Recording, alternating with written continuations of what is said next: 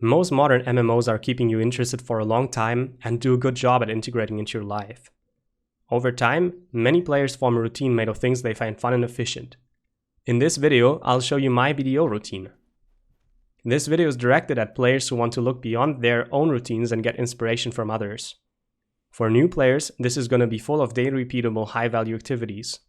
And I want to show you guys what I've been up to in my YouTube break. Let's jump right in. In the morning, after waking up and doing bathroom stuff, I go to the PC. I find my character fishing at Tooth Fairy Cabin. I go there every night before sleep because it comes with a lot of advantages. In this place, you catch lots of relics, which are the main profit driver when fishing. It's a safe zone, meaning other players can't attack you, and the fish is rarely exhausted. The only downside is that it is far away, but this is no problem with a fast horse. What I'm going to do is feed my workers and check if any worker is ready to take a promotion test, which is once every 24 hours. I claim a dice from the Black Spirit's adventure, the earlier the better, lest you forget, and I'll check the marketplace if I need to refresh any important pre-orders. Things I pre-order are Scorched Fragments, because crafting with them is profitable, Lion and Scorpion meat for Valencia meal, also profitable, Pearl item pre-orders, mostly outfits for crons based on what's on discount, and sometimes other stuff such as undervalued cooking and processing bottlenecks. Then I get onto my horse and ride just outside the safe zone. I'll activate a 3-hour turning gates buff, which is going to boost my trade, gathering and fishing EXP, and increase my energy regeneration. I'll repair my fishing rod and maple float, and I'll eat a seafood cron meal for extra life EXP. And then I'll get back onto the horse. On the horse, I'll use Archaeologist's map to teleport to Grana. The map is a treasure item you can get by combining 4 pieces that drop in Pilaku Jail and the Sulphur Mine. In Grana, I equip my trade cloth and outfit, and I sell fish to the trade NPC in the south of it. By bargaining aggressively once and carefully all the other times until it's successful. After, I'll take the northwestern exit and ride to Povios to do the repeatable flower quest, and that generates coarser materials. Povios wants 3 types of flowers, 20 pieces each. I pre-order all from the marketplace and store them in Grana. The pink ones take long to get, the other 2 fill faster. I like this quest because it's quick and on the way to the dairy farm. The dairy farm just below Povios is where I go next. The Papu farmer has a repeatable quest where you have to milk a cow. I milk cows until I'm out of energy, spending 10 energy on each successful minigame. At my guru gathering and current max energy, I get roughly 2,500 milk per session, but I don't keep track of the numbers too closely when getting milk. When I hand in the quest, I take black pepper for Balenos meals, and I get more coarser materials over time. The milk will be processed into cheese and is used for Balenos meals as well.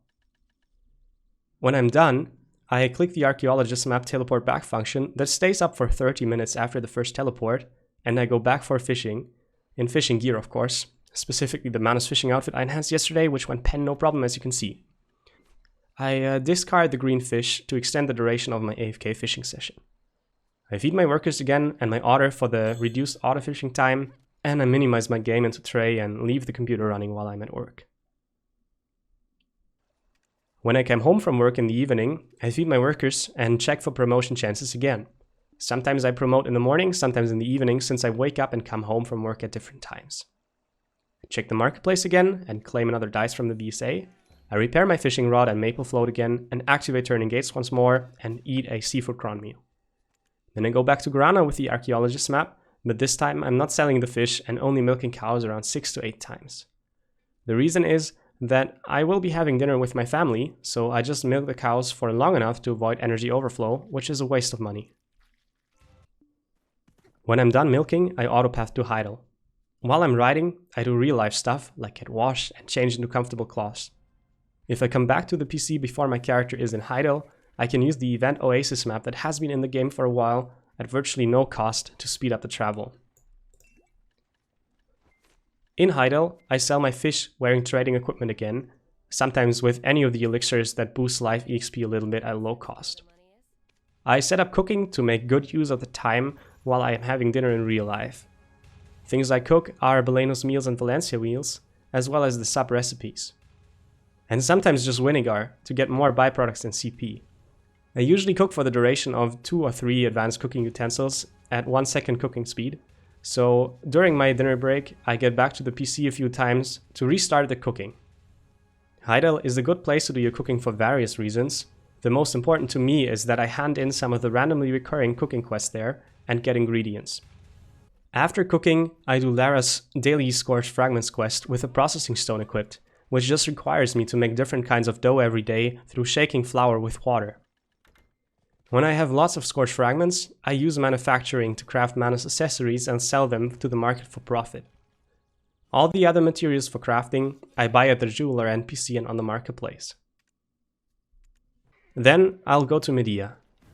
I'll stop by the Stonetail Horse Ranch to do the daily and weekly fern quests.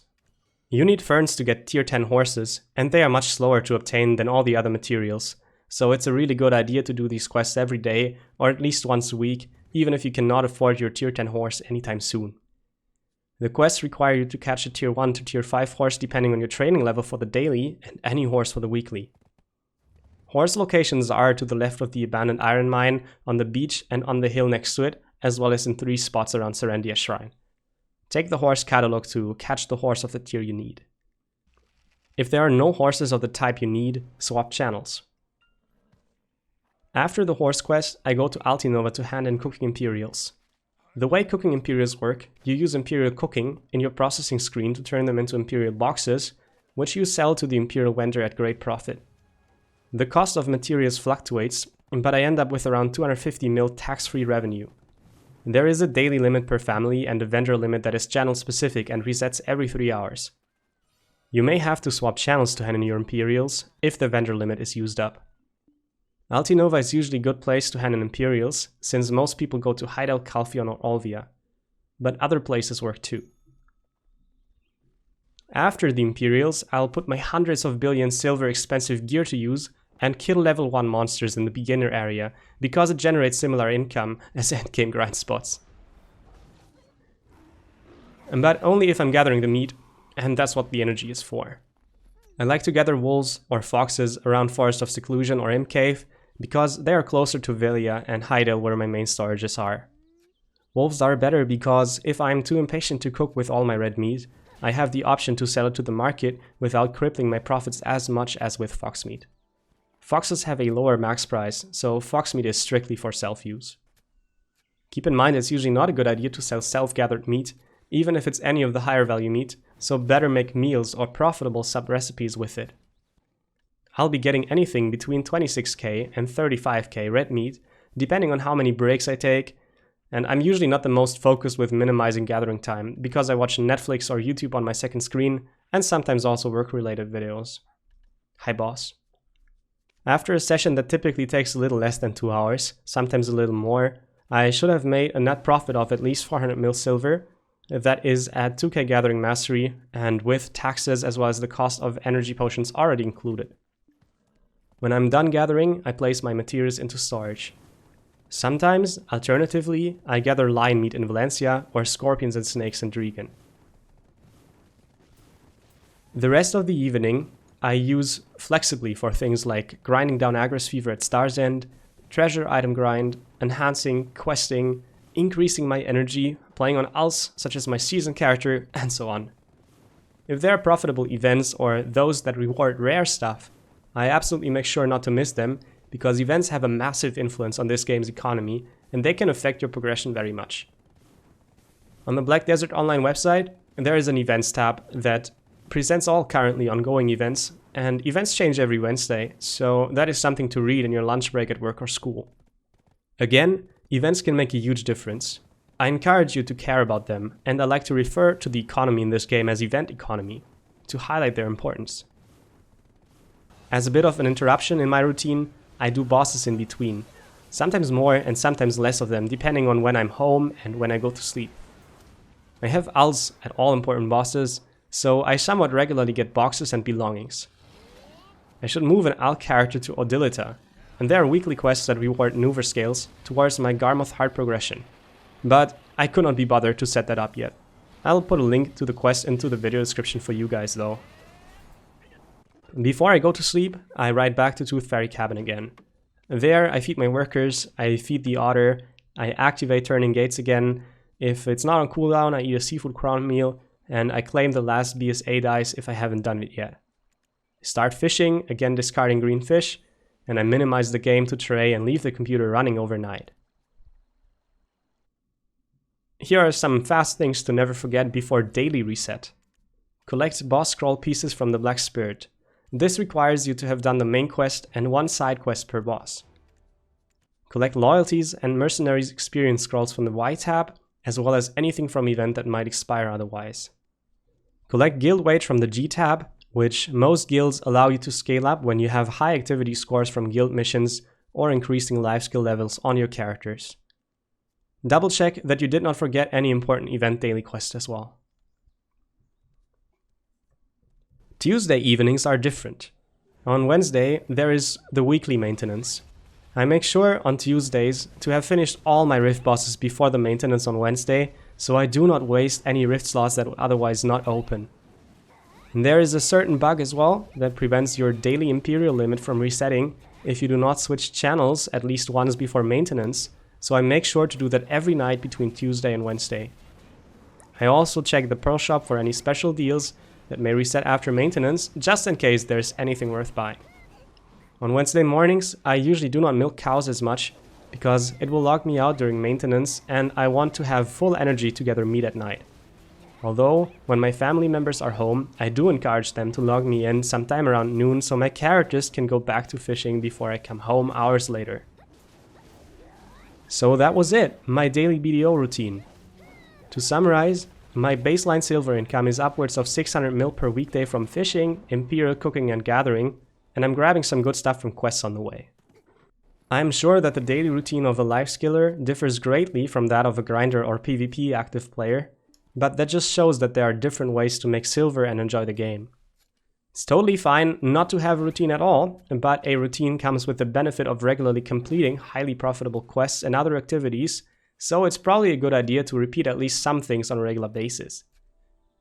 If you want to make a lot of silver in this game, pick any highly profitable activity you don't mind doing a lot of and just go bonkers and max out your income all the way by investing into gear and levels until you reach hard cap or anything close to it.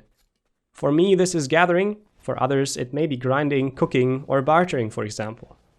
To anyone who wants to get into gathering as much as me and is just starting out, I recommend you only gather just enough meat to do your cooking Imperials and spend the rest of your evening's energy on gathering herbs for extra gathering experience.